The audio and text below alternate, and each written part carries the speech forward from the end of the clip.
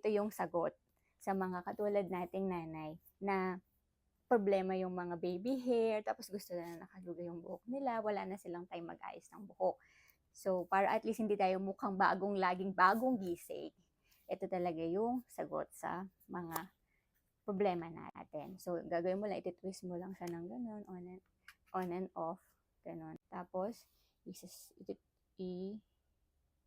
i-press mo lang siya ng ganyan para lumabas yung product. Tapos, i-glide mo lang siya ng ganyan. Yan, ganyan. Diba? I-glide mo lang siya ng ganyan, lalo na dito sa part na dito sa taas. Yan. Diba? Kita nyo? Ang bilis lang. Tapos kasi may suklay din siya. Yan, ganyan. Tapos, pag natuyo siya, hindi siya kagaya ng ibang gel na malagkit.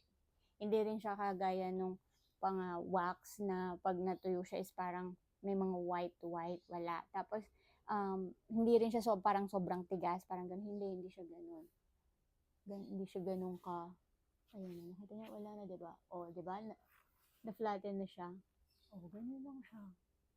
Diba? Ang galing. O, diba? Hindi ka na bagong gising. Hindi ka laging bagong gising. Kung problema nyo is mga tutsang sa buhok nyo at tamad kayong mag-ayos ng buhok, ito ang sagot sa mga problema nyo. Try nyo na rin. Nasa Yellow Basket. Bye-bye!